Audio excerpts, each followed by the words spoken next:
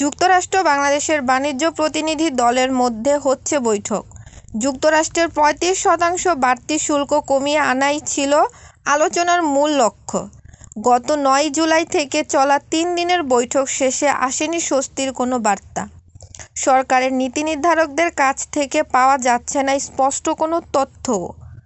বলা হচ্ছে জুলাই মাস ধরেই চলবে আলোচনা।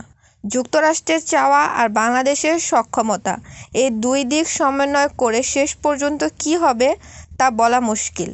শুল্ক ইস্যুতে দুই দেশের বাণিজ্য যেন কাটছেই না ধোঁয়াশা। গত এপ্রিলে যুক্তরাষ্ট্রের বাংলাদেশি পণ্যের উপর ৩৭% শুল্ক আরোপ করে, পরে 2% কমিয়ে সেটি ৩৫ করা হয়।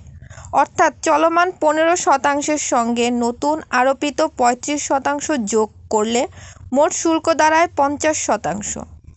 ব্যতিক্রম কিছু না হলে আগস্ট থেকে শুল্ক দিয়েই দেশটিতে পাঠানো হবে বাংলাদেশি পণ্য।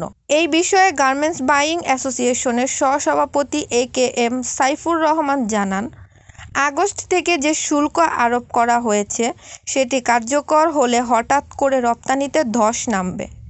BGM এর সভাপতি মাহবুব হাসান খান বাবু বলেন, USTR থেকে প্রথম যে চিঠি এসেছিল তা ইতিবাচক ছিল, কিন্তু দ্বিতীয় চিঠিটি প্রকাশ করা হয়নি। আর শুল্ক যদি ৩৫% আরোপ হয় তাহলে তা বোঝা হয়ে দাঁড়াবে। আগের বছরের তুলনায় গত অর্থবছরে যুক্তরাষ্ট্রের বেশি পোশাক রপ্তানি করে বাংলাদেশ। বলা যায় দিন দিন পোশাকের বৃহত্তর বাজার হয়ে উঠেছিল যুক্তরাষ্ট্র। শুল্কের ইস্যুতে দুই দেশের আলোচনায় বাংলাদেশের প্রস্তুতি কেমন ছিল এ নিয়ে অর্থনীতিবিদ ডক্টর জাহিদ হোসেন জানান, টিমের যে ধরনের বিশেষজ্ঞ থাকা দরকার ছিল, যারা সরাসরি যুক্তরাষ্ট্রের বাজারে ব্যবসা করেন, ওই বাজার নিয়ে গবেষণা করেন, তাদের থেকে কোনো পরামর্শ চাওয়া হয়নি।